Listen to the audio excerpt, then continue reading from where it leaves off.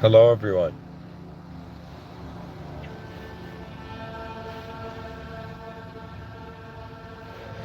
I would like to speak to you about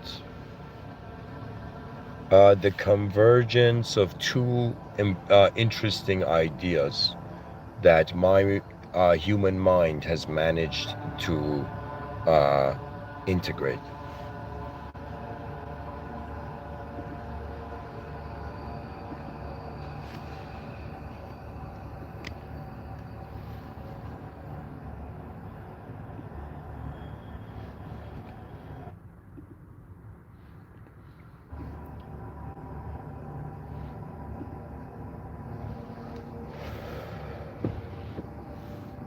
I find this to be one of the most interesting episodes I can possibly give. I can't for now imagine something more interesting I could speak about.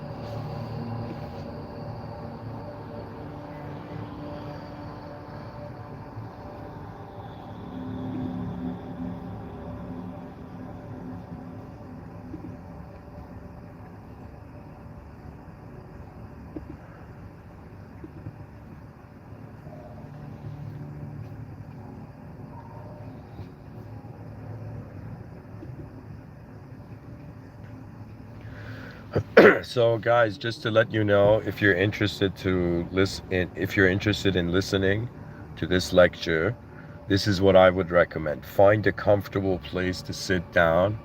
You know, get, what do you call it? A cup of tea,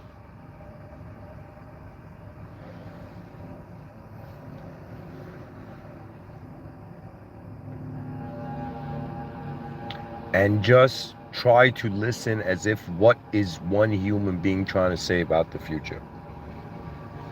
This is my recommendation. And grab also a notebook in case, not to take notes from what I'm saying, but to write your own ideas. This Mr. Within channel should inspire all its listeners to be writers. Now it is the time for writing. Like, in the future, AI is going to be like, you guys missed it, you know? So now it's the time for, it's like the last stance of the actual value of the writers in a simpler world, right? This episode is literally me. I feel like I found like something an idea as complex as an engine, and now I have to like place the engine in front of the viewers and in front of a cyber audience, just take it apart, you know? Like, I literally have my own notepad here because I think the layers of complexity that this episode might have might be bizarre, right? So here, I'll start like this. And by the way, guys, when I was setting up the membership, I checked to see what the lowest tier is because I wanted to make it accessible to everyone. So the lowest tier is 0.99 per month, like $1 per month. This makes YouTube very happy, and it makes the creator, you know,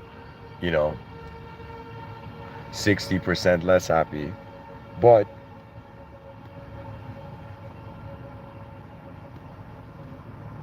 I want to develop a community of advanced minds that can conduct like attempt at least while we're alive as human beings to see what would the initiation of an advanced movement of humanity look like. When I say advanced, I'm not talking about political, I'm not talking about ideological warfare. I'm talking about, hey, in the middle of this hunger games of language and ideological systems and cultural truths and morality justifications, it's as if there is a human being here, there's a biological organism 4.5 billion years in the making, and that is rare. So the first idea and premise to anything is that what is the most fascinating thing? Like, imagine after you saw museums, you'd be like, yo, where's people? Do you see where is the living reality to the moment?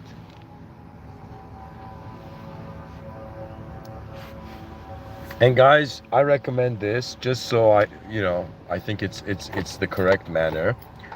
Either decide to listen to the whole talk,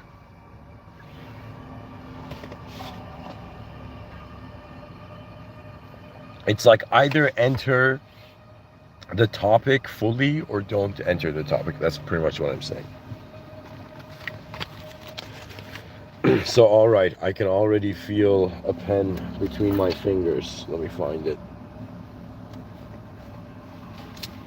So, guys, the thing is, I have a long-term relationship with writing. There's been so many moments where I've just ran to find a piece of paper to write something on.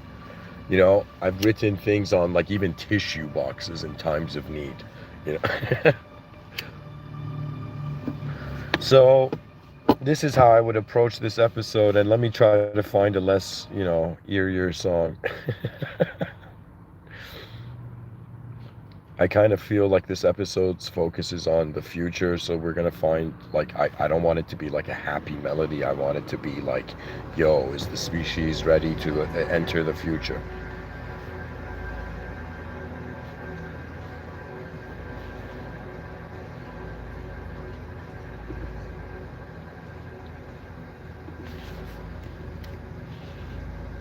Okay, I think this is better.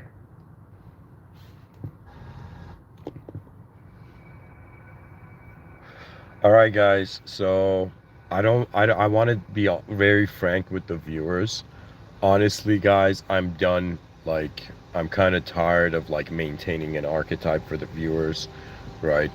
So just keep in mind, for me, these lectures have become an opportunity to explore something collectively. So I'll start off from here by looking actually at the title. First, the most important thing about writing is like let me explain to you this way. I'm this person who there's so many different people, they find writing entering their life in different moments, right? I'm one human being. I want to explain to you how I'm approaching this whole thing. Okay.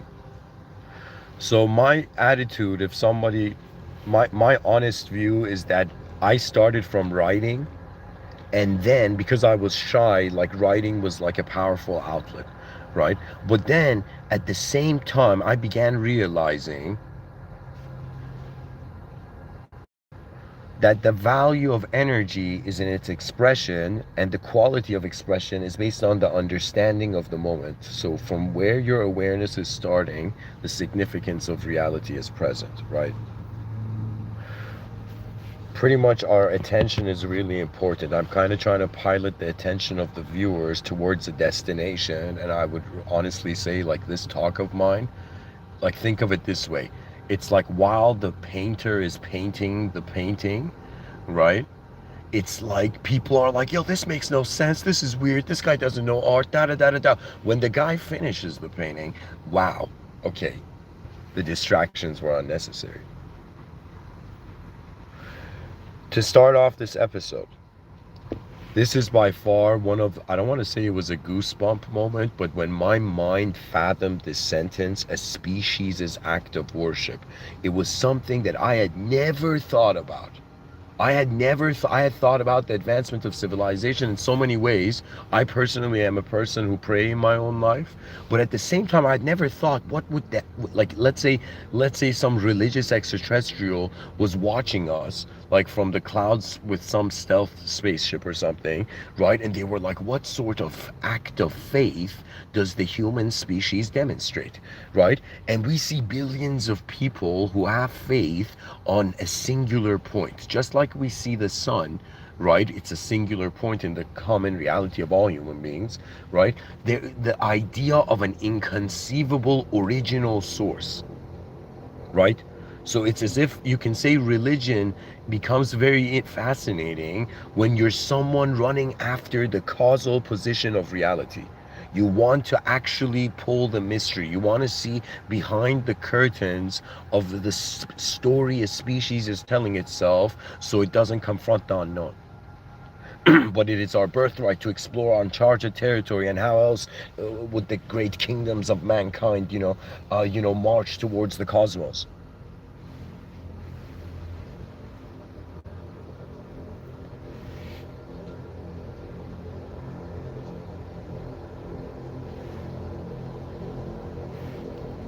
The idea a species' act of worship is a very, this is like, I'm kind of mixing like two lectures in one. But the second thing was, before this episode, the viewers don't know this, like 10 minutes before giving this episode, I was trying to come up with the actual geometric explanation for a global system of truth, right? And what I mean by this is I've called it Mr.Within Central Truth System, okay? And so I was developing this. So in the subtitle, you see I'm saying like working on Mr.Within's central truth system. At some point in this episode, I want to just like shift gears and just go into that and try to see like, okay, I want to kind of like live, I guess, you know.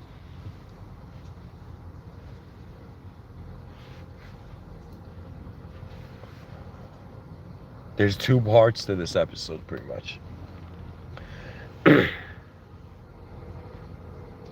I would start from saying, let's look at this sentence, a species' act of worship. Okay. So a species is organisms, okay, in organisms of the same design. So organisms of the same design in symbiosis with senses of self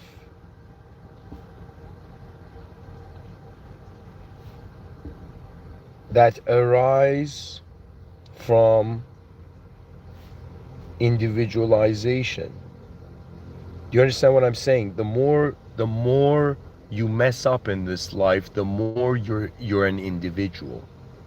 Right? So you can say being incarnating as a human being and having consciousness this close to the psychology of a planet is weird. Right? It's kind of like it's so like an incredibly advanced army, like 8 billion soldiers in an army, right? Were suddenly teleported into the center of the earth, but not the physical earth, just the idea. Like, I don't know how to say it. Like, imagine we are, it's like the ancient mythologies would say, Mother Earth and Father Sky.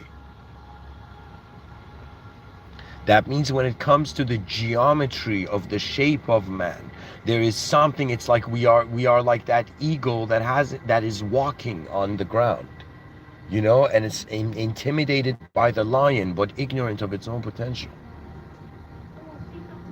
The eagle that hasn't learned to fly yet, you know, is like a genius who hasn't found like the freedom to be itself yet. For me, the idea is there was something where it's the ability to march. I think when it comes to modern leadership, leadership is really based on what is the destination that the vision utilized takes us. What is the destination of whatever system we accept, right? That's like the whole point.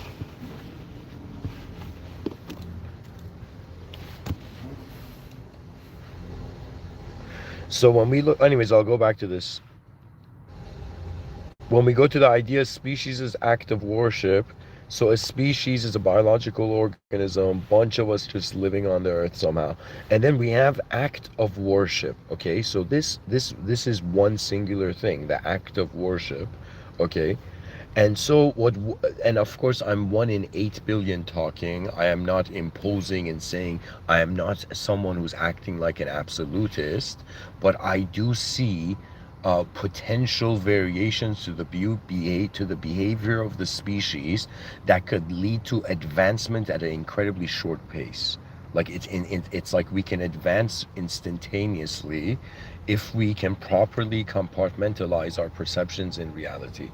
And I do not want to say this is the only way. I'm just saying, like, if we had to leave something on this earth, it would be the central truth system.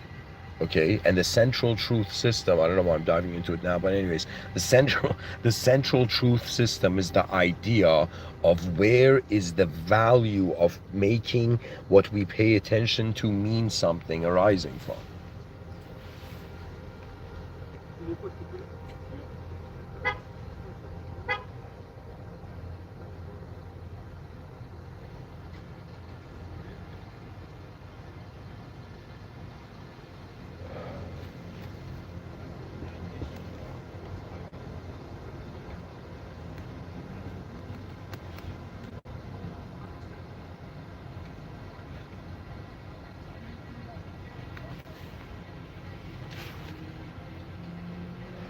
So as one human being, I will share my experience because I trust this life. The reasons to trust it are way more than the reasons not to trust it. Some things brought it up to this point.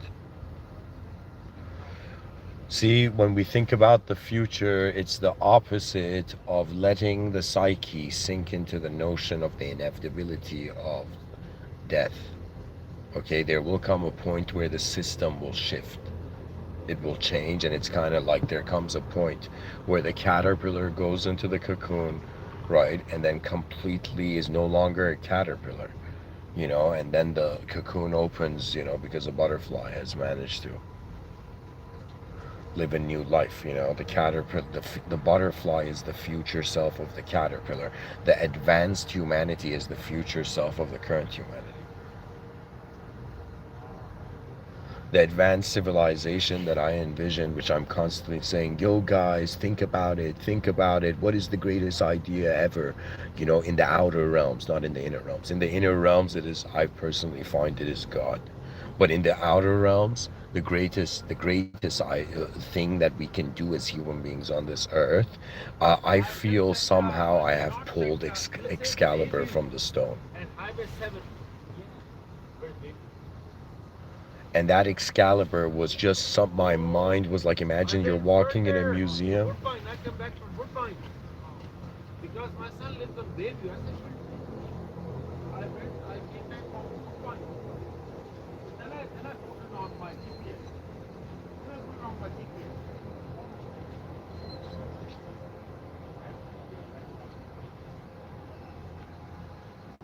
Life animates itself in so many ways. Most people's behavior is considering, I think, 70% fear, right? 30%, let's say, strength. Now there comes a moment, imagine when it comes to the unknown, it's going to become 100% fear, then the 100% fear is going to instantaneously have to shift, right? There's a moment in life where you're pushed to a point where you're like, yo, I have to do something or the species misses out, right? Like before there should be war, there should be like an incredible pause. Imagine the United Nations says, okay, countries that want to fight, you just have to stop fighting. Just pause wherever you are. We pause this video game of politics, right? And we pause it until we figure out what the best way forward is.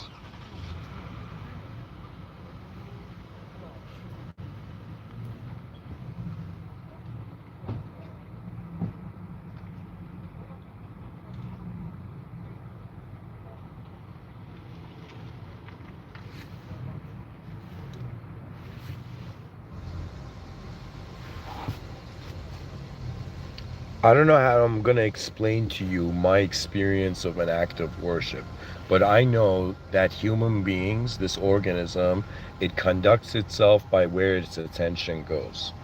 Right? This is why concentration, some sages had said, was like the secret to success. The secret to a successful life. Why? Because what are you concentrating on? What is the most important value out of everything we have seen? Like right now, I'm existing in my moment, and I want to do, let's say, an existential value check. Okay, and so I begin to check my existential reality, and I begin to see, okay, shapes, distance, phenomena, objects, living beings, plants, sky, space, clouds. buildings, architecture, technology. Do you see? It's like so. It's kind of like my consciousness finds itself having landed in a moment filled with ridiculous amounts of geometry, ridiculous amounts of patterns, and it's like after you just consciously understand 1 to 3 patterns, the mind can infinitely create. If you can just get a glimpse beyond duality, your creativity unlocks. And usually you might not believe it, but love unlocks creativity because love is a space of pure freedom. So the expressions come instantly. It's like they're like, yo, man, why did so many people in love write poetry? Why? Because the soul had to, in some sense, shout at the sky of somewhere.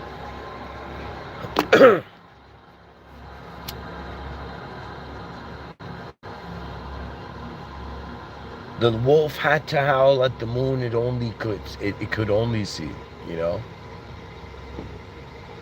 What reality is, it's a massive emergence of a biological program roaming the surface of the earth upon its attaining consciousness, which this part's a gray area in history, how, but on some level it's as if our mind is behaving like an immortal, our body is mortal, and it's such a next level thing to be a human being.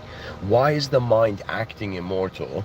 Because the mind, that your inner realms, your private art studio, or your inner server of thoughts, or thought land, in behind your eyes, in the reality behind, in the realm behind your eyes, you're a creature of an ability to instantaneously animate. Like if somebody tells you, yo, remember what you ate yesterday, you can instantaneously animate and project that thought. Like if thinking was the closest thing to what magic could be, like in anime, like there's this constant theme that like people, oh my god. Sorry, I can't do that. You're not listening to iTunes. All right, guys. I don't know what to do about that. Anyways, to continue.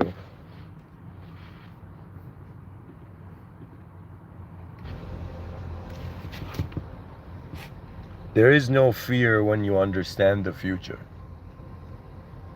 The fear goes away because fear is a kind of sad world tactic. When I think about the idea of what is the greatest value on earth, I'm simultaneously thinking what is the greatest strategy. So what is the greatest strategy of 8 billion human beings? What is the total potential that should be actualized, you know? What is the real value of life, and how can human beings build upon that? It's as if the person's like, I'm tired of all these fake worlds. Someone just give me my original tools so I can craft the future. Do you understand? So I can design the future. What does that mean? The species has not found an interest in its future. This is why kids don't care about politics. They don't care about society. There is vandalism, right? The civilization is being treated as if, yo, outside is a trash can, and inside the house, yo, look at how clean my house is. People are getting mad at how how unclean like their house floors are, and how they need new vacuum cleaners, not realizing that the reality of life has so many dimensions where if chaos and order, and if all the variables of chaos and order could fight, that battle would be the idea of trying to reorganizing the current civilization.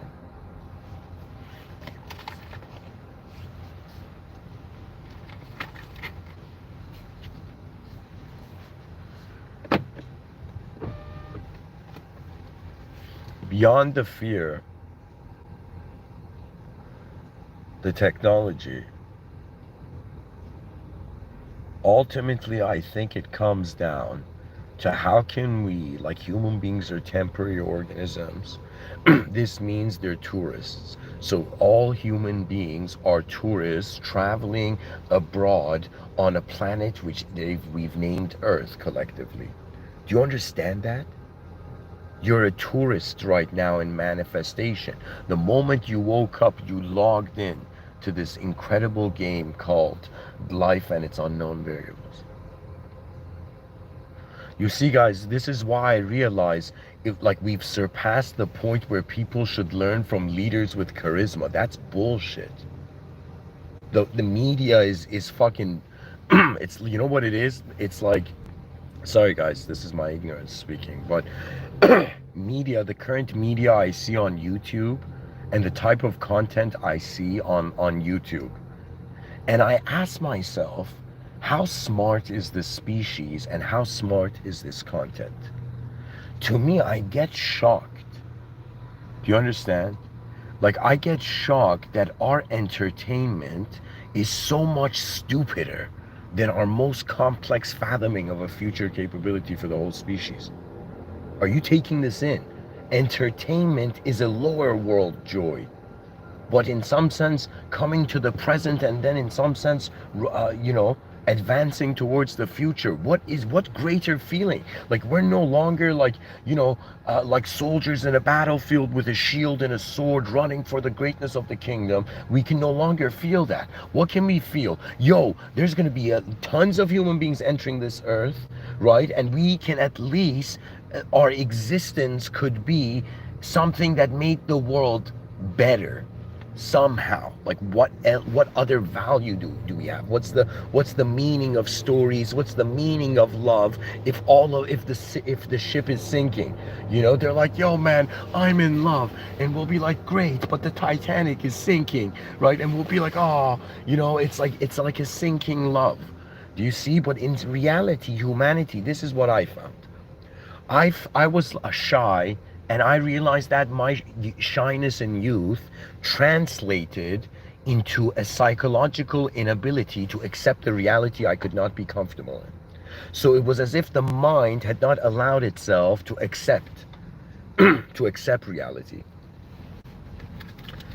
Because it had not allowed itself to accept reality, I was just sight. I was not per se a self. I can't tell you how much of this lifetime, if someone came and asked me, yo, how long has it been? Like, there's a sense of time, but it's at the same time, to myself, I have not been my name. Like, there's times where until people call my name, I'm like, yo, do I have a name? Do you know? It's like, I'm because for me, language was fascinating, but it was fascinating for me 5 years ago. Right now, what I see is what are the forces that on some level I'm seeing. This is what I meant, the convergence of two important ideas.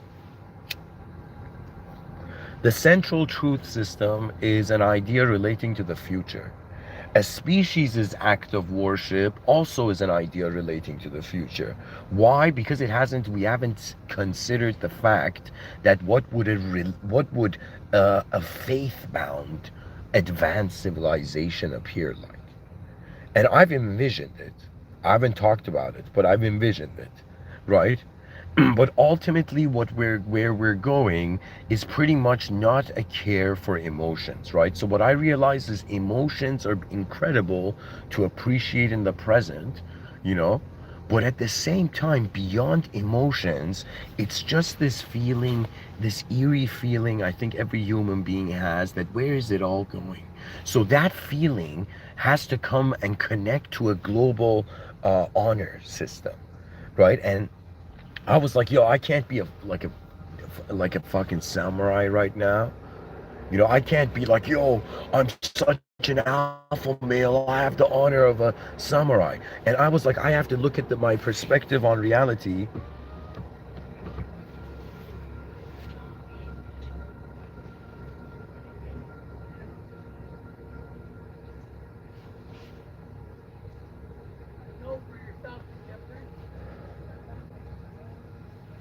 It's honestly, someone once said it like, a scholar said it like this: it's the difference between perception and perspective.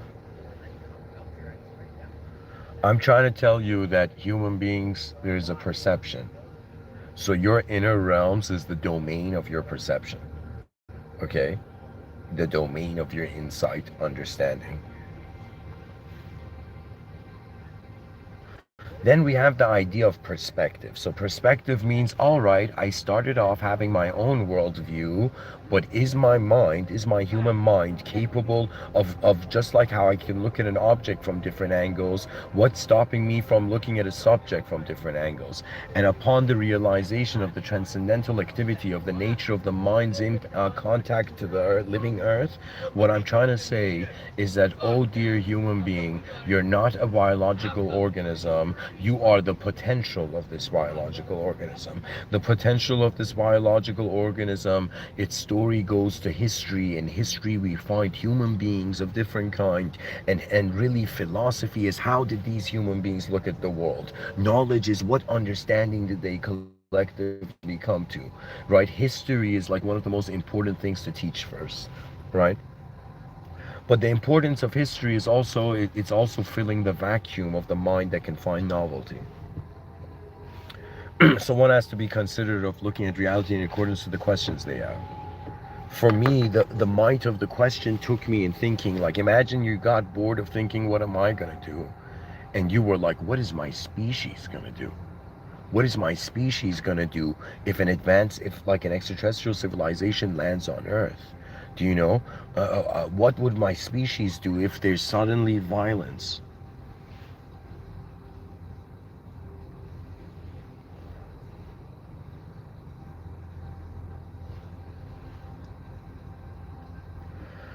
If the act of worship is the attention to the most important point of view, so what you can say when someone worships something, they're like, this is where I am planting the flag of my attention to start generating meaning.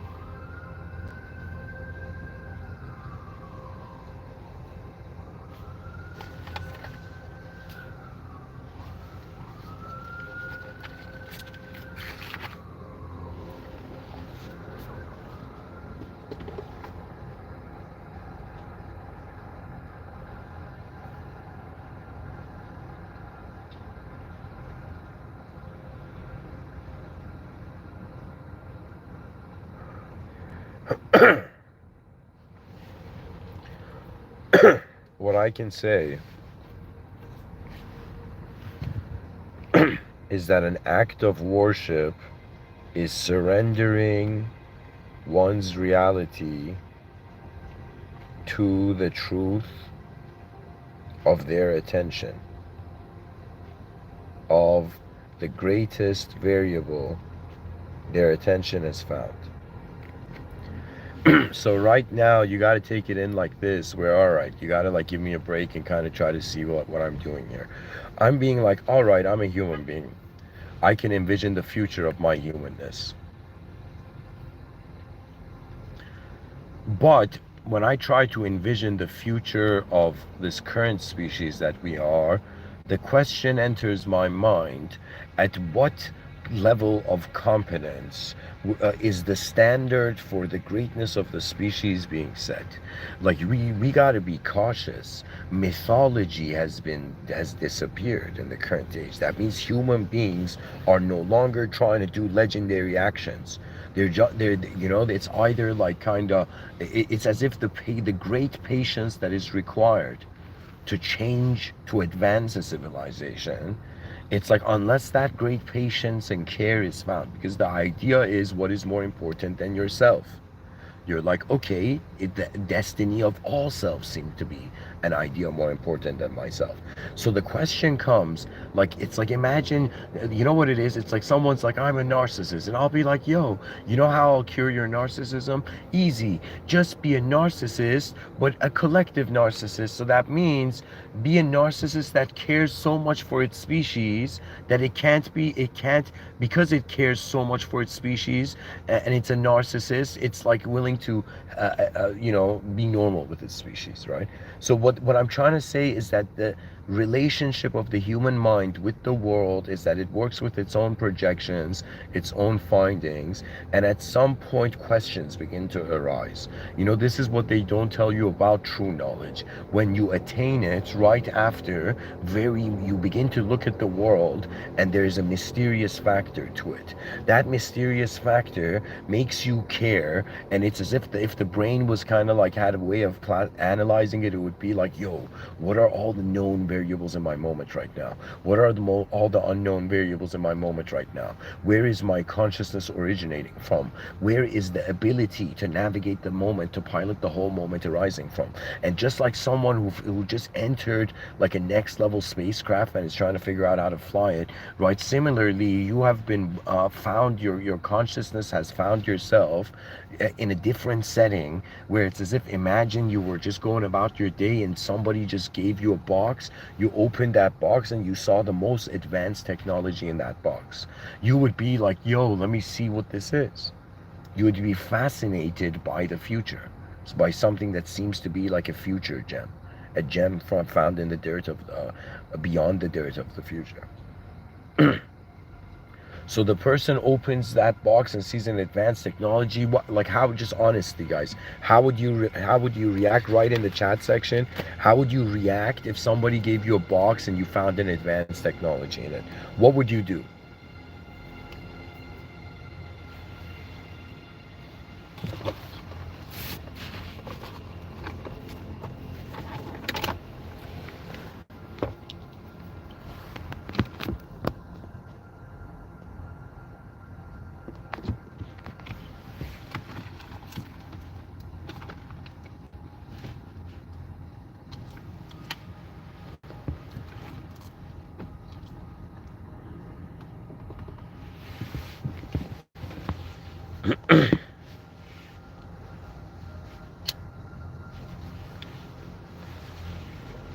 So to continue,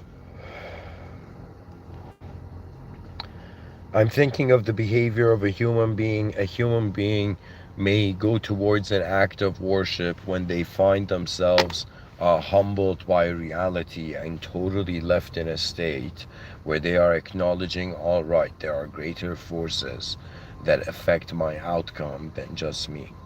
So the free will has to actually realign the context that it has animated its worldview through.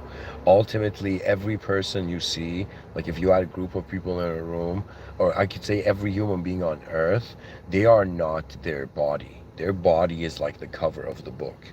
What is behind the book is what has moved that biological organism system.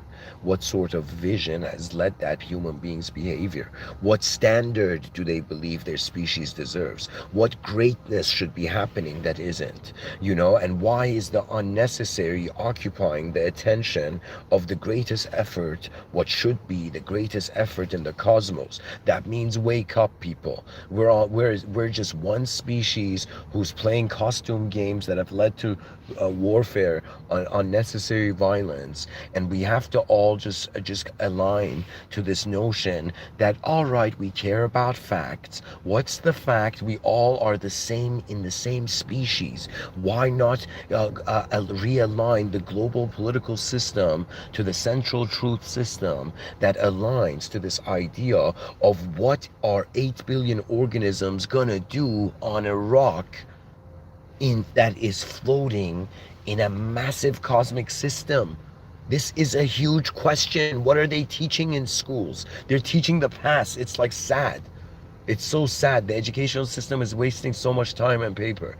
Do you know, they don't understand? And when I say paper, I don't mean money. I mean all the tests that the teachers graded and they threw away. Nice. One person liked your work. You know, it's as if artwork belongs to all. It's kind of that kind of vibe, right? So it's like one person found greatness. They're like, yo, I don't want to be in a world where I'm the only one who's great. I want the species to be the greatest it can be. I want my world to be so much greater than me that when I wake up, I don't just feel comfortable and safe.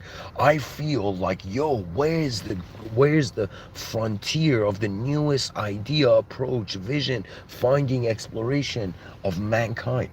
Do you understand? It's as if it's not like, it's like, think of it this way.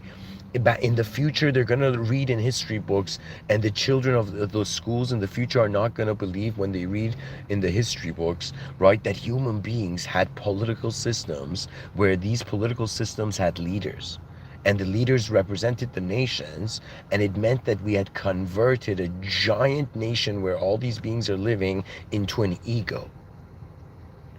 But in not realizing at the same time there's a necessity.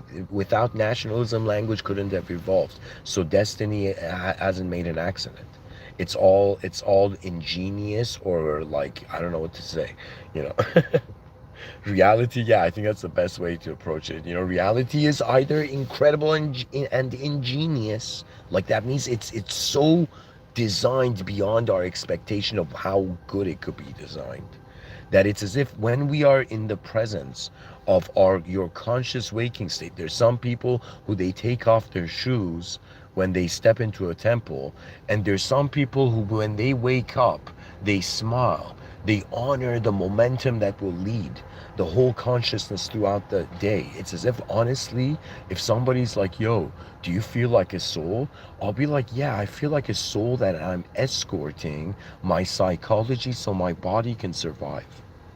It's like I'm escorting I am guiding, I'm tour guiding my mind that is trying to find a solution to the human, that the meaning of reality has just taken an approach where the ego, I often say this metaphor where, teach children to be like eagles. If you're a parent, that means look at something as if like the eagle can be on a branch and the eagle can also fly. And imagine an eagle that's never left a branch of knowledge. And imagine this eagle flies into the sky of wisdom, into the clear sky of wisdom, and it begins to see the whole forest of knowledge, the whole branches of knowledge, all the ways out of the infinitude of possibilities that life can be viewed. It's a really fascinating riddle. It's like in a world where you can have infinite viewpoints, choose one to be. That's what being a personality means. This is why I chose the name Mr. Within, I think, subconsciously, right? Because what Mr. Within means is, wait a minute, the idea of the person is arising from within the person. So it's as if the idea of physicality is a non physical idea, actually. So it's like the meaning of life, it's fiction, but what is actually physically happening is non fiction, right? And the biological organism, if it can't tell them apart, it stumbles into danger. If it can tell them apart, it will be pushed into a dualistic system, right? Like, this world is, everything is geometry, I'm telling you. Everything is geometry here. We don't realize it when people speak. To be honest, if there could be like in another dimension, it's all pure geometry. Like right now, when I'm giving this talk, in some dimension, imagine it's just geometrical shapes everywhere. The mind has an ability to live ahead of the body. The mind can live so ahead that it reaches the unknown. It's like, yo, the past is past. What can I do? The present is just waiting. What can I do? The present is just comfortable. What can I do? Just present. Like, it's like, yeah, let's all sit in the forest and just watch. Like, no, let us make the advancement of civilization the greatest meditation.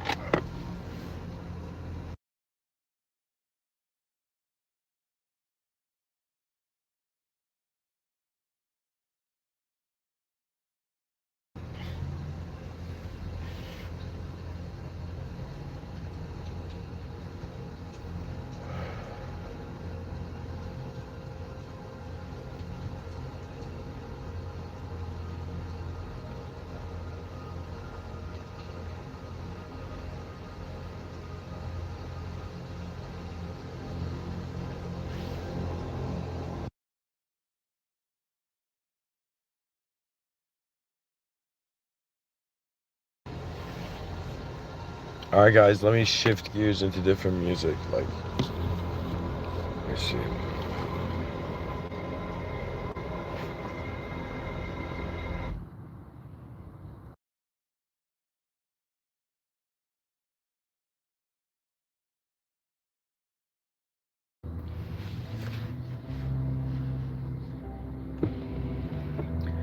All right, guys, let me see what I can say here. When I think of, so I'm pretty much saying an act of worship is where's the attention of the species going? And so I've noticed the species, like if you were to classify human beings all over Earth, some people are worshiping the past. Some people are worshiping the present, which means they're either worshiping themselves or they're selflessly being.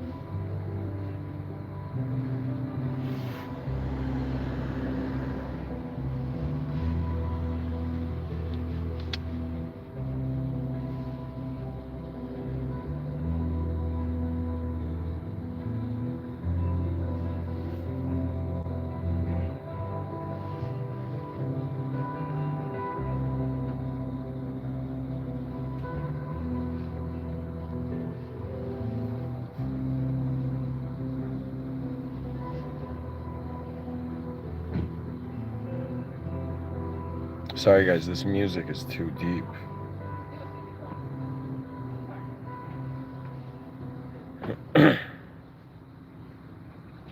All right, let's see. Okay, there's this song called. Hold on, guys, hold on. There we go. I can work with this. So, the reason I'm stalling is because I'm trying to figure out what can I say about how I envision like a species worshiping, right? So people are classified. Some people, their value system is based on the past. Some people are kind of in the present. Their value system is changing, right, in accordance to how the present environment changes, their present environment. And then there's some who are like, yo, in a world that's in a modernity that told us, yo, here's all this technology, but we're going to strip you of the honor of being an advanced humanity. And I would be like, what? You know? It's like, little did I know when Friedrich Nietzsche, this philosopher said God is dead and man killed him, that means the idea.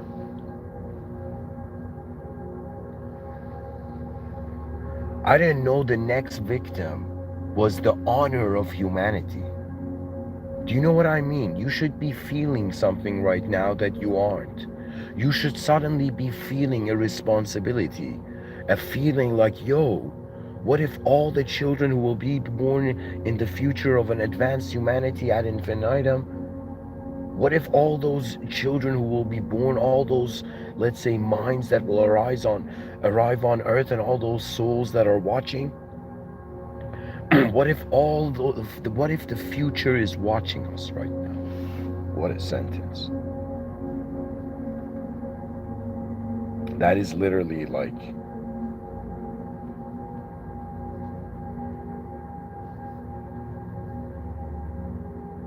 wow.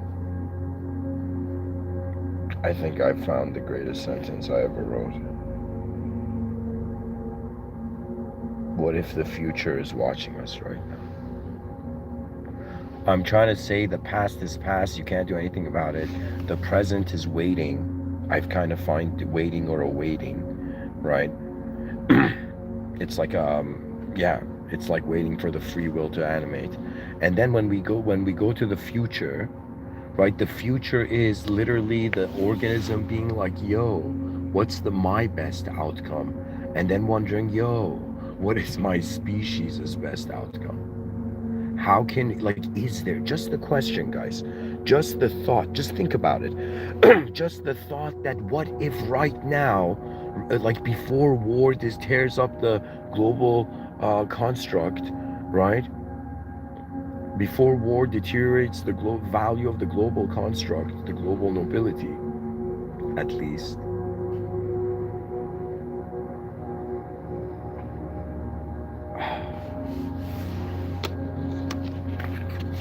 I'm just trying to say that we have to, as a species, wonder about the most advanced chess move our species can make. What is the most advanced decision about the value to have, about reality that leads to the greatest outcome? And you know what my vision is? In front of your eyes, walk towards the greatest expression within the greatest expression of the greatest world. Behind your eyes,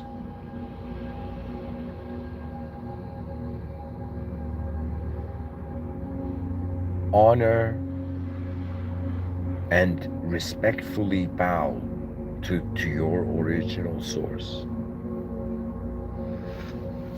Energetic beings required to do that. Listen, guys, we're organisms, and reality feels dreamlike because the biological system turns on and off, right? Resets. But at the same time, this constant narrative of being a self is going on. And so, beyond this narrative of being a self,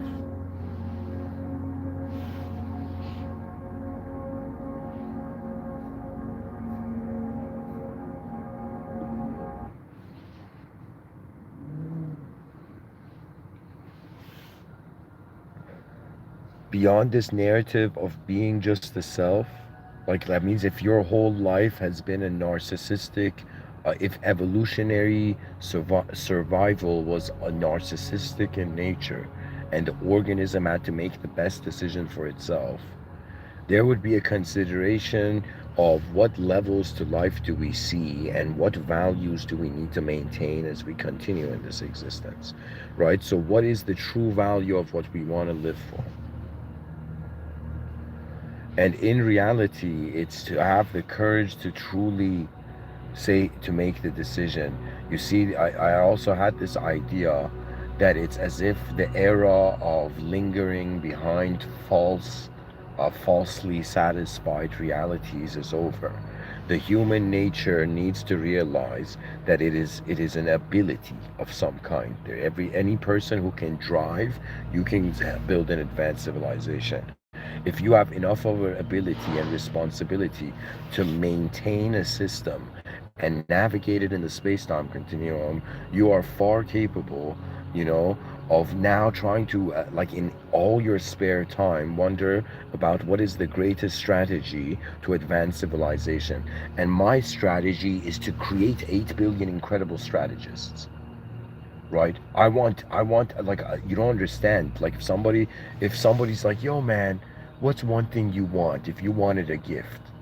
I would say I wanted to just feel that moment where, from where we're starting now as 8 billion organisms, we reach, at least if they were like, yo, you can experience an advanced civilization but just for 1 day or for 1 hour, I would say yes. And if they told me you can experience an advanced civilization for 1 hour, I would start running, just running in that hour and watching, like scanning and running everything I saw. Do you understand? Or like borrowing some teleportation technology beforehand. The idea is, what should I care for as a biological organism living on a rock, hovering in the space-time continuum? We were too afraid to confront the unknown, so we told ourselves a story. We're living inside a story right now, and your personal story is your imagination and your inner realms. You know, your impersonal story is your outer realms. Do you understand? It's like we're living in our world at the same time as we're existing in the same world. It's like the outer realms is like the blank canvas, and every person is their own unique artwork on this blank canvas, giant blank canvas. So when I think of a species' act of worship, the idea of worship is the notion of what is the wisdom behind humility. The wisdom behind humility was the realization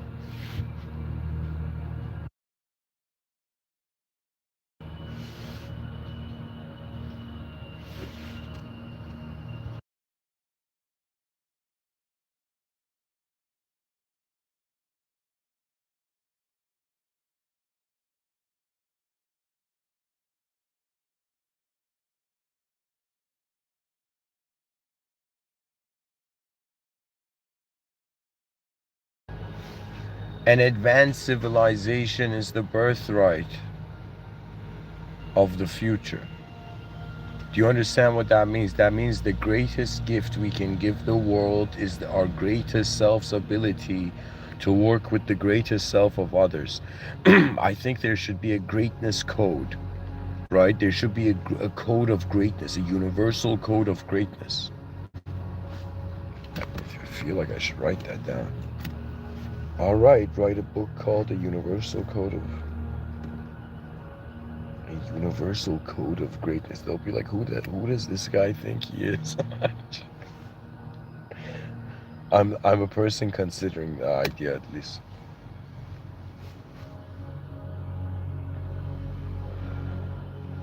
To me, what it is that it's like emotions are cultural limited. Do you know, language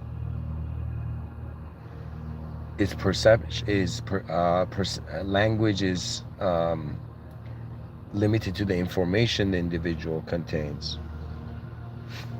Right now, I pretty much how I'm approaching this episode is I saw just an image of like, yo, can I imagine a day where 8 billion human beings are a prey at the same time to one original source where reality has began. Like, what would happen if that happened, right? And I realized it would be a unification. And what does unification mean? That means what can be the possible destiny of an individual? Collectivity. We are destined to be the presence of the world. That means there's this view that, yo, is there something that's limiting the advancement of evolutionary organisms? That means at some part in their evolutionary staircase they can't climb any higher and they go extinct, right? But the view could be that that's not what's happening. What's happening is this evolutionary entity is advancing to such a degree where it no longer needs to consider a separation from itself and the world to be an entity. It is free in realizing that life is just the presence at hand. Do you understand? It's what you've got. So right now it's like they're like, yo, meditate. I'm like, yeah, I've been meditating in my existence from the beginning of my birth. I've been here. Do you know, the idea is where else? What else? What can there be? Do you know? It's like some person who saw unknown variables in life and they're like, yo, I don't want to say there's a glitch in the system, but what does that mean? What does the future mean? What does the future organized advancement of 8 billion creatures in the void mean? And the educational system thinks it's like they're standing there as if like you know, like King Louis, you know, eating like pastries at his ridiculously long table, you know, with all his people sitting there, and oh, we laughing, we are great, do you know? And the French people were starving at the same time through bad management. So you see, the idea is a complete reset. Reset means all ideological systems do not erase. They're like, yo, let's just consider what else there could be. And we reset the value system in accordance to like, yo, what is the most important thing to make sure that every human being's heart is beating properly? This is when you know you're living for your species, you're not living in a species. That's the difference. So an act of worship means the true dimensions of man. You know, it's like the revelation of the ultimate virtue of why we are being a self at all. For me, I was like, yeah, what is the value of this life? And people were like, yo, you gotta survive. And some part of me hated that idea. Let me tell you why. Because survival had no choice. That means there is no free will in survival systems. But if you were to think of what would an advanced civilization look like, let's say the problem you're having, how would an advanced being approach it? An advanced being would most likely be like, if there is any problem at all, The method of approach can be one of trying to understand the design of the problem. This is what I mean everything as geometry. Everything that occurs, it's let us say just like chemical reactions change the chemicals, that what I'm trying to say is life is like this film, and if we just hang on to one snapshot photo of it, we suffer. So the idea eventually comes, what's beyond all these simulating snapshot photos of who we think we are in the moment, right? Every day we wake up. So it becomes one of those situations where we're like, okay, we're not the mind's projection. We are an awareness that the moment the body wakes up, somehow we're like a room's view of it. No? Like right now, when I'm giving this talk, sure, like my eyes, I'm accessing visual vision. And when I think about my ears, right, I'm accessing auditory, right? And then the biological system is right now moving. So I'm observing my own biological organism occurring. And the way I feel I'm observing, it's as if right now my consciousness is not my body, my consciousness is the whole moment. So my mind is an intelligence that is momentary. My biology is a intelligence bound in a sort of historic event of time. Like they're like, yo, is the human species in a prison? It's like, yo, any creature set in a circumstances beyond of it, beyond the reach of its own design, right? So it becomes something where, like, when the unknown approaches the known, the person has to, I don't know. My approach is to watch how my attention returns to to that which it is, its original state. So when your attention reaches your original state, you're not a self of your own story. You are a self of the story of humanity. So an act of worship would be to be that, like, okay, there is a creator to this world, okay, and it's not like people can be God in a polytheistic view, because my views have changed, and I will explain later on in episodes why. But the view is the artwork cannot be the artist. The artist is existing in dimensions beyond the artwork's capability of fathoming. So the artwork's self-claimed godhood is actually limitation acting limitless, because it hasn't honored the limitless to invite it. So you see, when it comes to divinity, so if somebody says, yo, what's the first thing you need to know about divination and divinity?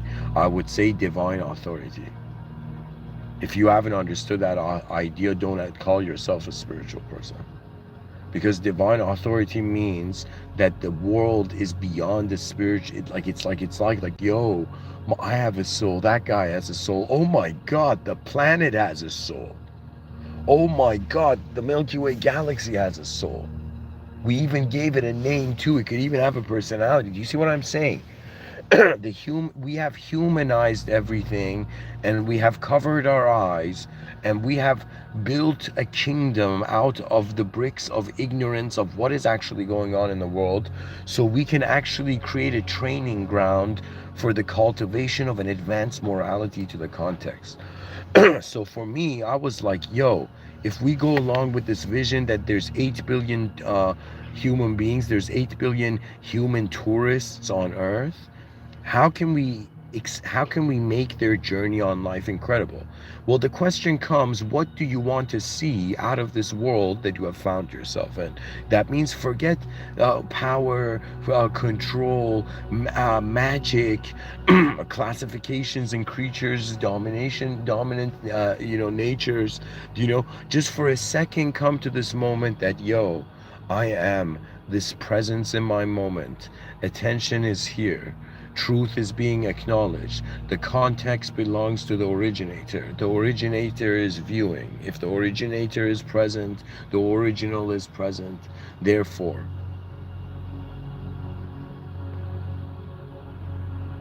we are not God, but God's creation. It's as if God is watching. It's as if God is, I don't know how to say it, but it's as if, it's like, what if a creator wanted to see how great its creation is?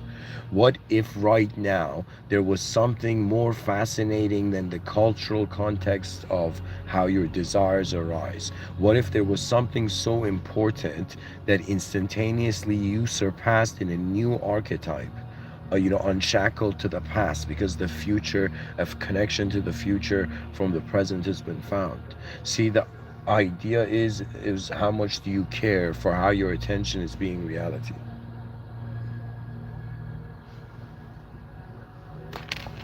And there is nothing like, yo, I'm a master of my mind. It's like, yo, you're a clown of the truth. Let me tell you, because mastery is doesn't exist because the master is a student of a greater world. That means their karma is the outcome of a greater world. That means it's as if they're born on earth, but they're tuning into the parallel realities karma that is of the greatest outcome. That means the human being is like, what do I care for? I care for the origin of everything. If I care for the origin of everything, I care for everything. If I care for everything, I must care for what everything sees. That means the strategy that I want to say of what Civilization 2.0 is, it is actually the effort of the organized human species, reorganized, self-aware and collectively aware human species. That means we're like, yo, stop playing this, Venetian masquerade of nationalism, and or excuse me, I'll give a better approach. I actually had given a better approach in another talk. Imagine all the nations in the world had become sub-nations, sub-nations of this one great nation called the great nation of humanity. I've written this in my sci-fi, by the way. So the nation of humanity is this idea that from every year a child is born, they receive a letter from the advanced civilization of the nation of humanity. And the nation of humanity sends a letter the moment the child is born to the parent, with an advanced set of supplies that help the parent raise children. This is all that the advanced civilization has this, let's say, view that, like, how can I make people advance? I have to help them solve their minor problems quickly, so then we can together solve the major problems of our reality. And right now, because people are kind of shackled to looping systems in the outer realms, which is like the survival on Earth, so we have to, on some level, in our spare time, allow the mind and soul to get to work. And Mr. Within, guys, this is just an online alias. It's just the name, right? Where I'm trying to tell people, like, the greatest value is beyond us. We cannot claim to know the future, but we can humbly wonder about how much access we have. And the idea is, you find some geometry in the present. I'll give you an example. This is how I write my science fiction, by the way. I'm sharing this in case if in the future I have children and they hear it. So right now I'm looking at a table in a coffee shop. Okay, so when I look at this table in a coffee shop, like outside of my car, right? I envision, all right, what would this coffee shop table look like 10 years from now, 100 years from now, 1,000 years from now? And I realize in like probably 1,000 to like in 1,500 years from now, there's going to be no such thing as tables. Everything's going to be just hovering in the air.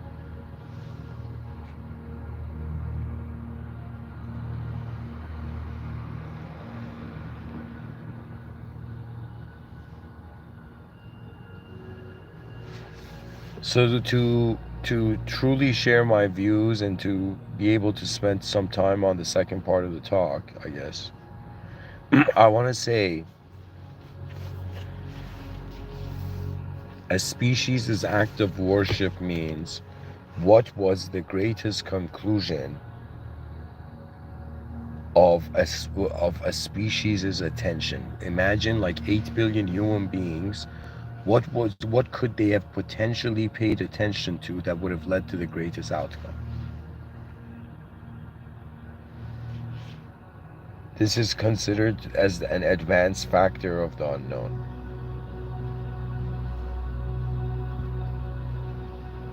So I guess what I would say is an advanced civilization is so advanced, and the whole idea is this, guys. It's the ability to imagine beyond your own ability. I don't know how many people have this capability, right? But I can envision way beyond the ability I have in the outer realms. I can envision in the inner realms. Behind my eyes, I'm like like I'm an attention, I'm a position of attention that can simulate a plane and move in that plane. I don't mean an airplane, I mean a plane of existence. That means the context of the reality can be given, the mind can entertain itself in its inner realm. At some point, it notices that the outer realm has to be piloted.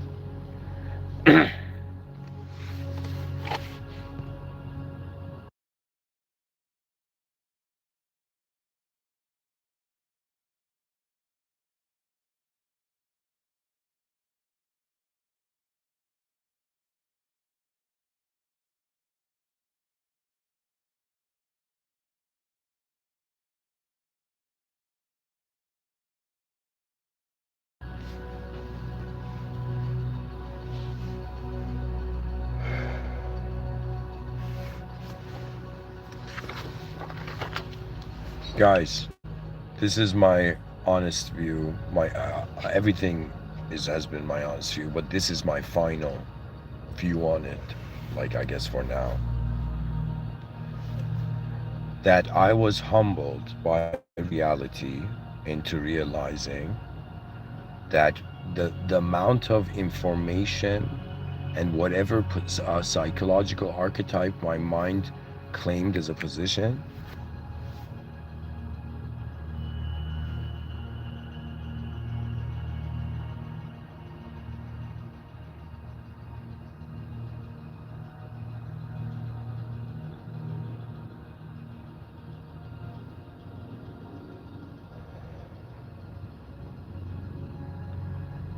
it's as if the mind surpasses the body's limitations, but its own limitation is like trying to fathom infinity, trying to fathom an unknown future, try to fathom an unknown, inconceivable God.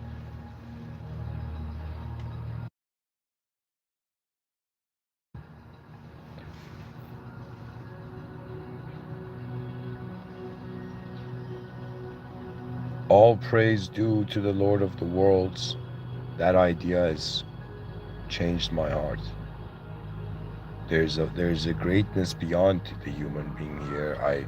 I honor it, but I also wonder about what is the greatest human strategy. What is the greatest way that 8 billion human beings can do? Like, have fun, succeed in whatever vision you want of life, but at some point in the background of your mind, be like, yo, what about my civilization though? Yo, what about my civilization though is one of the most important sentences to be written on t-shirts.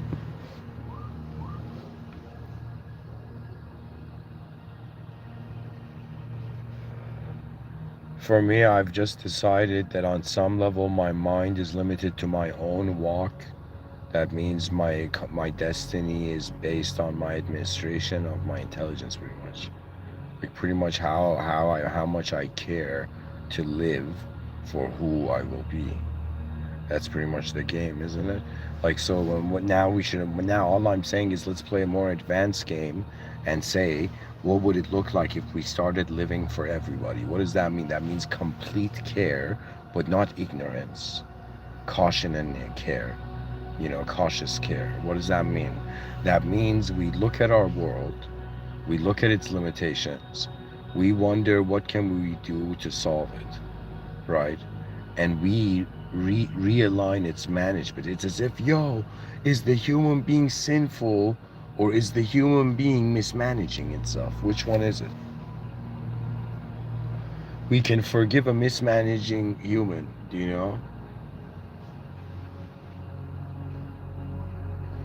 Why? Because the management can still be conducted. The idea is, where is the attention being piloted to ultimately? You're bound to your individual physical life, so you got to do it in the inner realms.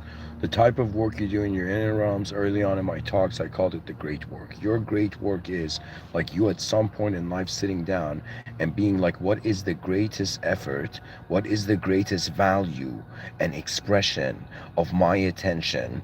If I had a DNA no other living being had, what could this DNA do for the world? Regardless of if the world saw it or not, the world would know what that DNA had done.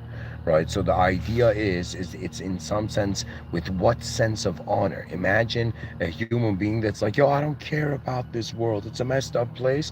And imagine that person's like, excuse me? Why is it a messed up place when it can be an incredible place? Imagine a world where people are incredible. Imagine a world where all systems are incredible. Imagine a world where the cultural programs, linguistic program, and everything we could fathom about the world we see in front of our eyes. Imagine this whole time it's waiting for some soul to come and advance it. The advancement of civilization requires the care, and it's as if children are like, yo, parents, I've just entered the world. How should I look at it? And the parents like, son, try to learn as much as you can, but realize there is something way more important than the everything, where everything is going. That's where compassion, care, all the good virtues activate. When you actually care for the future. When you love the future, you kind of look back at the past and you're like, because the past is past, we honor it. And we carry on that honor. We add that honor to the present. And in the present, we have the honor of being a 4.5 billion year old biological evolutionary organism where instantaneously its conscious presence in the world could have potentially have started 6,000 years. Right. So what I'm trying to say is that the idea of when did the soul enter the body through the context, through a theological context, that this world is the vision of a greater force. Just consider that idea, and then be like, okay, so in acknowledgement of this greatest force, the greatest force must have the greatest expectation. The greatest expectation is not the limitation. It's as if they're like, yo, you needed medicine, right? And so the person drank the medicine, but imagine the person never stopped drinking the medicine. And they're like, yo, why? This medicine is worship. This medicine is my truth. Do you know? And at some point you begin to look at reality and be like, no, no, no, no, no. The conscious attention has to find a greater value beyond the self. And imagine children were raised in and the teacher would come in the classroom and people would normally expect the children to be rude and all of this. But the children are like, welcome, sir. Everybody's ready to listen to how we should advance civilization today. Do you know? And all teachers in their specific field of study would just add a dimension of, okay, this thing I'm teaching you, what is its value in it's like this knowledge I'm giving you plus who you are, what is its value in the future? Where's the future going?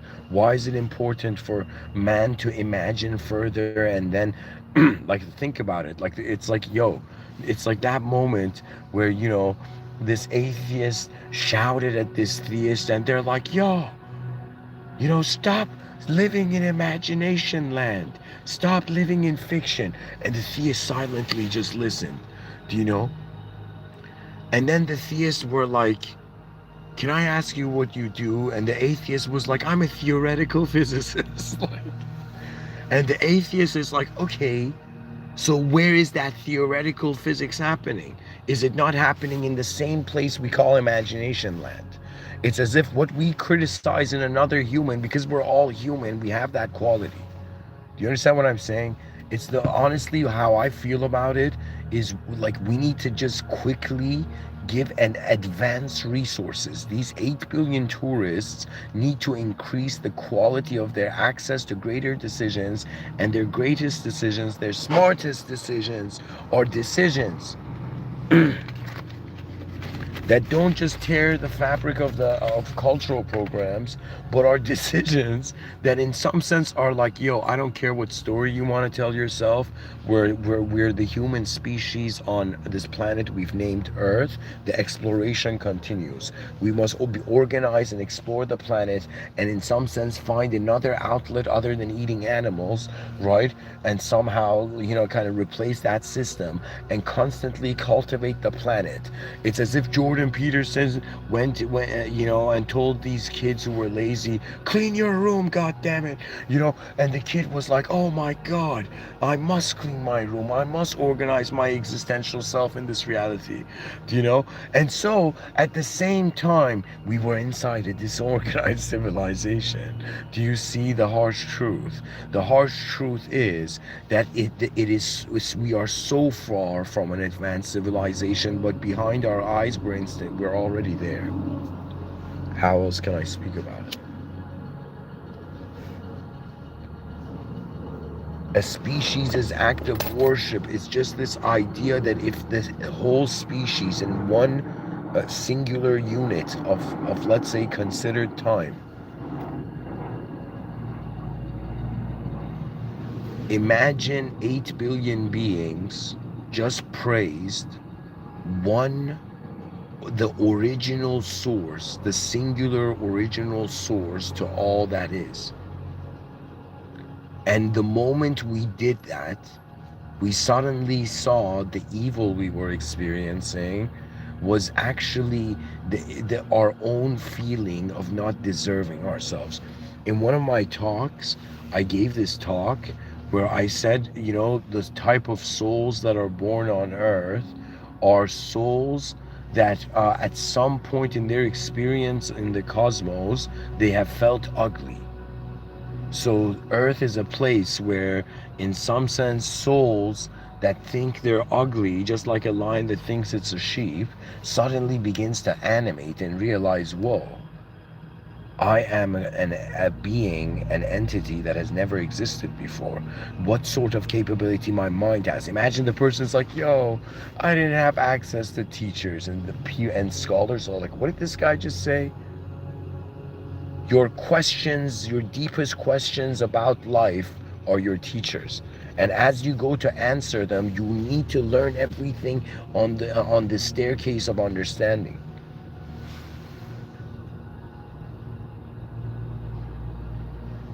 To be a strategist means to care for an outcomes attainment, to care for that, trying to make the species so advanced that it's like we give the most advanced freedom to people, and people are like, yo, what do we do when we're in the most advanced? Imagine everybody on earth had the most advanced body, everybody biological health.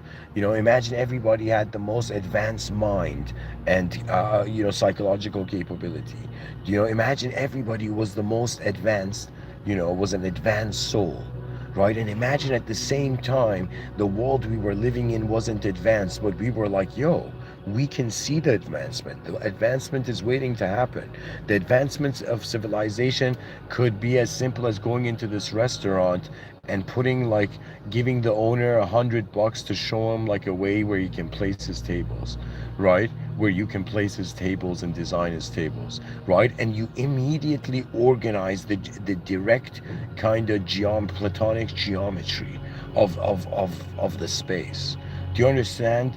Like a table is in some sense a hovering shape.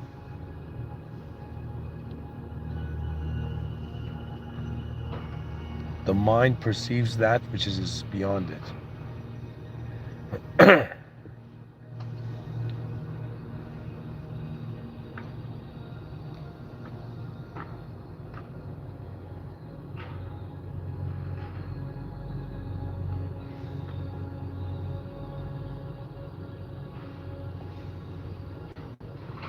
For me, I'm gonna try to, if somebody was like, yo, create a merchandise store, the one thing I've considered is to, like, kind of sell mugs and notebooks.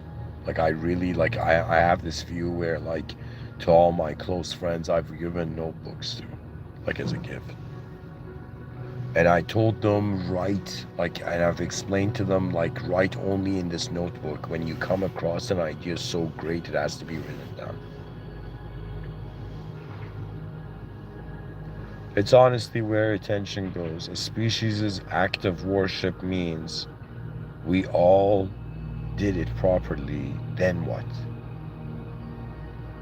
Then, with alignment with greatness, greatness ensues. An advanced civilization is like one person helped another person out, and, like, 30% of humanity's problems were suddenly solved. It's like that. It's that you begin caring for the big picture. I would say this is called a visionary business management. Okay, where you're wondering, okay, how do I manage the vision that is leading to the personality of my business? Do you know?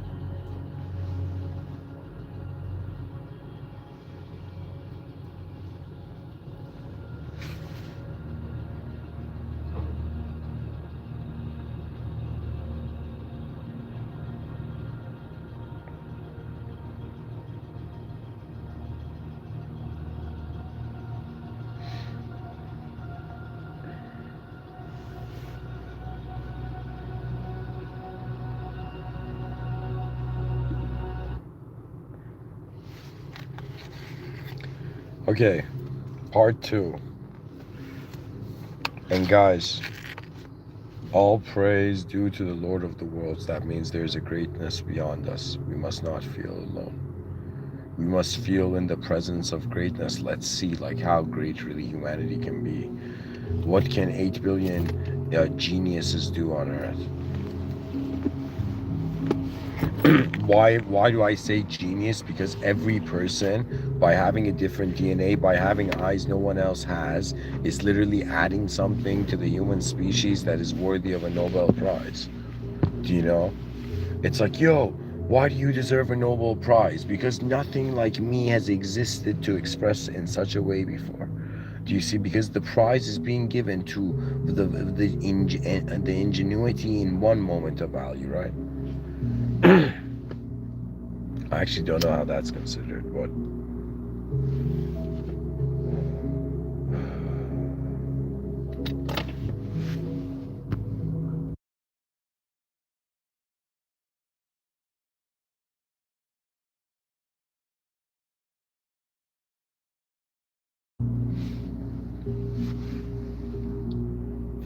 to get to the idea of the central truth system, really, guys, I was just thinking, like, it's about time. It's about time we reconstitute.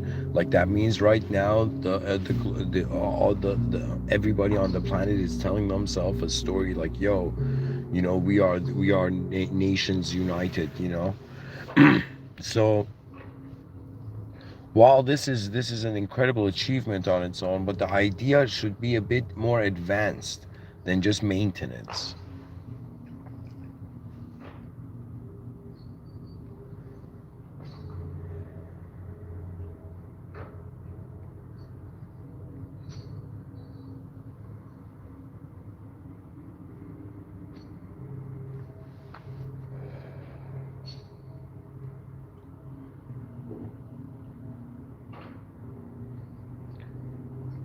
It's as if the person's like, what do I want from myself?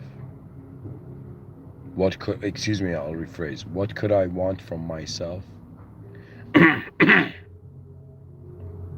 What is the greatest thing I can want from myself?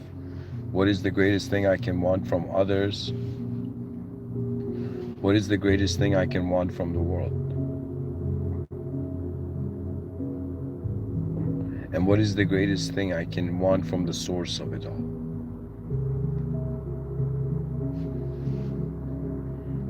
The one and only, the presence of truth, the beauty of being,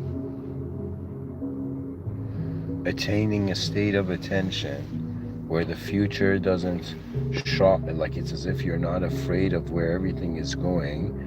You're looking at the geometry of what's present now, and you're studying the change in how it's like you're like, all right, I'm a human being with my own perception. Great, I know that already.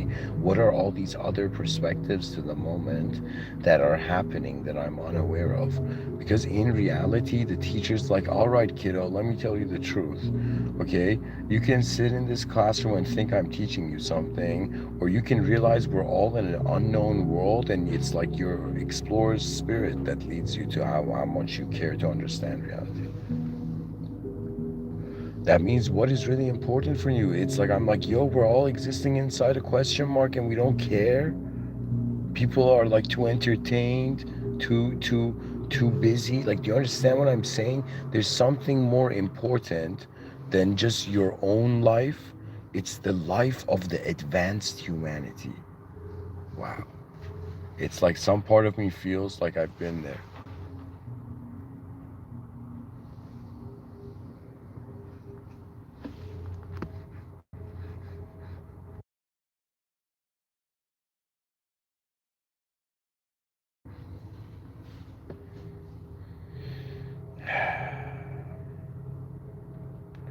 I find that really this is what life has come to, like from my at least psychological stance at this moment, in this moment, from my like I'm sharing my perception here. I've come to realize that everything changes and my free will can align that change. But there are moments where everything that has a value, the mind can see like, why does it have that value? We could have a different value. And so the human attention suddenly sees reality and sees the overlay of meaning upon what has been accepted as to be the whole thing. So once you see, get a sense of, if you get a view of the dimensions of your perception, you get a sense that, all right, it's limited to how far I see. It's kind of like what Henry David Thoreau says, it's not what you're looking at that matters, it's what you see. So it's not like what 8 billion human beings are just looking at, it's what do they see? Why are you looking? Why are you like a human being in a world right now? Like, what's the point of it? It totally makes sense to have, 8 billion human beings honored every day to wake up and build an advanced civilization. They're like, what do you do for work? I advance the civilization your grandchildren are living. Like, imagine that level of honor. You know? That's ridiculous. But very accurate at the same time. The idea is to be an advanced being means you're living in an advanced world. That means an advanced being, I mean, just by the idea of it, by an advanced being living in an advanced world.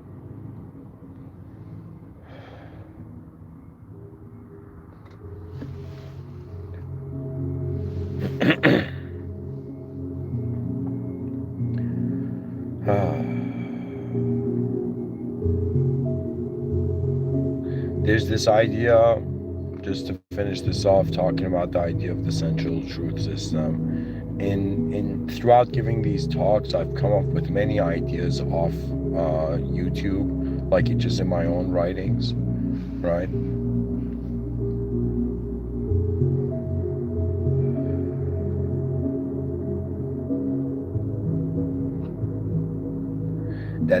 I called it Ring of the Absent Heaven. It's my personal philosophy system I've designed. At least at a certain moment of time, right? But this was my greatest like finding, like invention, and I'm like, yo, here world, dude, like acknowledge it or not, but at least use it. So the ring of the absent heaven was that when I look at this world, I'm actually seeing four quadrants to it. Or I'm saying not quadrants per se, but I'm seeing four angles to it. I'm seeing like, okay, the value of reality is the number zero, emptiness, space, right? Then I see the number one, a form in the void.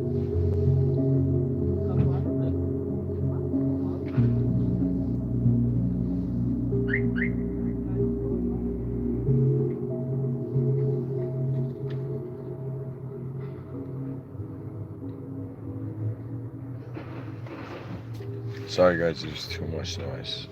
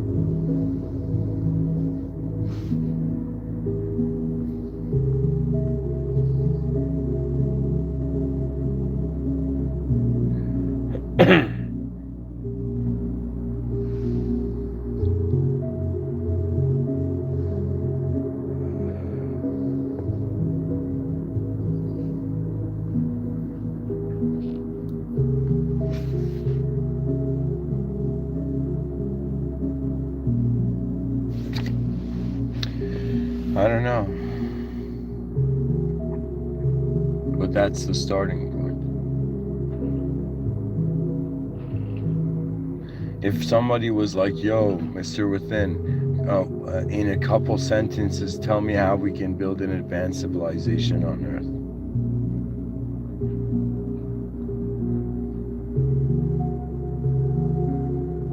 When everyone can truly see how much greater life can be and what ingenious designs await to be found in it. Like, you don't understand. This world is unknown. We're living in houses, we've put on clothes, we've named ourselves, but we're still creatures in an unknown world, right? So we got to be very conscious of this situation and be like, okay, to have a value or opinion on anything means to consider how am I being a self. And how we're being a self is because at some point consciousness managed to separate the biological body that was separate from the earth, and it calls that the world, and it calls this itself. Right? So right now you're a self in a world, but really what it is you're actually an expression of existence. But because you are somehow experiencing existence faster than how existence has appeared, you're not just an existential being, you're also an experiential being. Right? So right now my voice is coming from that aspect of my self in the moment, that it's an experiential entity. So what it means is there's been many, like pretty much after some point I started to wonder what is truly looking through my eyes. When I was like, is it my thoughts? Is it the ideas I have on myself? And I came to this realization, it's the presence of the unknown. We're like, yo, this part's unknown. So one reaches a point where some strangely, I flew into that sky and I somehow piloted out, miraculously. And now I have this view where I'm like, okay, civilization needs to be advanced, but at the same time, when there needs to be a massive, like, you know what it is? It's like, I'm not saying like media needs to just create films about advancing civilization, but I'm saying this is what I would say. This is how to build an advanced civilization.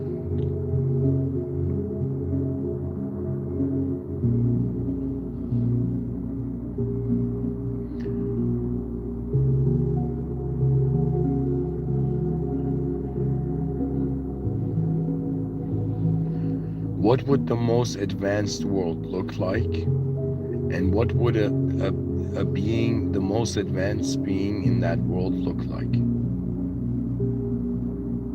And it's most likely an advancement of the whole world. Right? That means they're like, yo, what did that guy do? He advanced the whole world, man.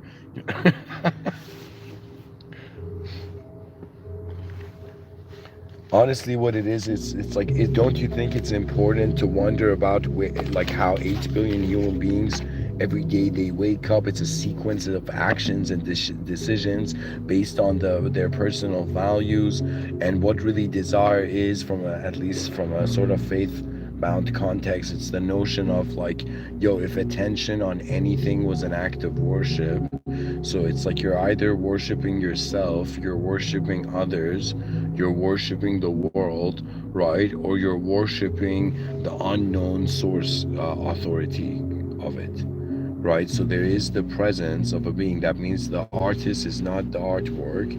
The artwork has become conscious that there's an artist. So the artwork is like, all right, artist is present. The artist has created this artwork. Let's look at our design. And when we look at our design, we come down to this humble station of being like, all right, we're actually just this biological organism. So what would the most advanced life look for this biological organism? Imagine you're a business owner right now listening to me. It's imagine you're a restaurant owner right now. It would be as if, imagine an advanced communicator from an advanced civilization walked into your restaurant, you know, with this, like, and it told this restaurant owner, I want to come by next week and see what the most advanced menu, the most advanced products, the most advanced way you can set up your store is, and I would give you $1 million. Imagine somebody said that. Like, that would be mind blowing, right? But that person would be like, yo, let me to actually wonder about what the word advanced means. And advanced means technologically capable. That means, imagine creating like some sort of like sushi like place where coffee from the kitchen is coming straight to the customer.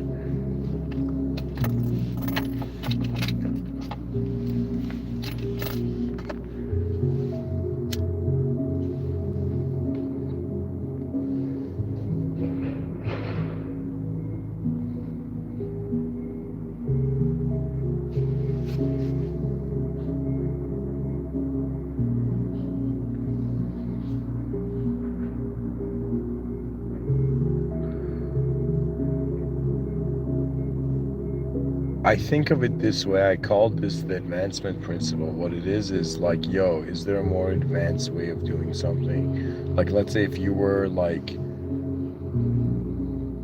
designing a robot, you ask yourself, like, yo, there's someone who's 100% can design a robot better than me. So at least, and you know that it's possible, right? So at least it means that it's possible. So what if there was some way that you could also do it, right? So like, that's kind of like with the restoration of capability. For me, I ask myself, okay, what is important for me? On some level, my perception is important for me. At the same time, I'm also considering, all right, my perception is present among 8 billion other perceptions of the same world we're all in. So what happens is, like, what's our common denominator? We're in the same world. So the narrative of what should 8 billion human beings do in a world is going to be the next great entertainment factor. It's like, what would an advanced civilization look like, honestly? Like, I can endlessly till the end of time talk about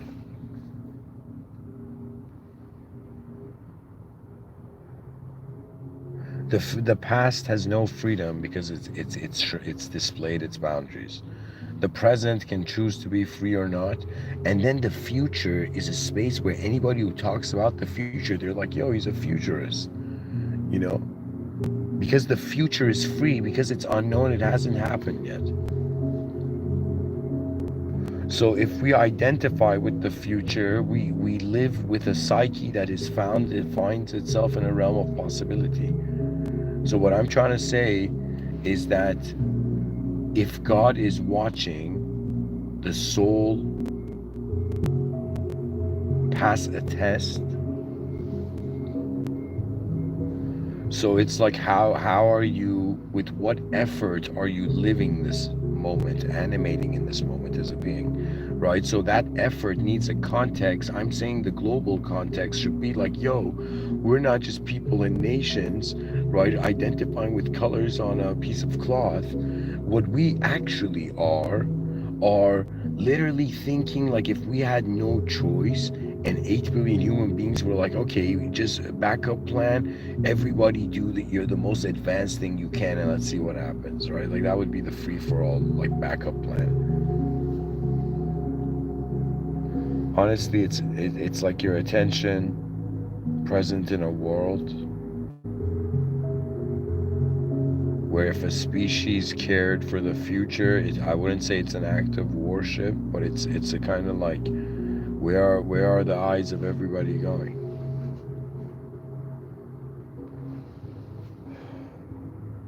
Thank you for listening.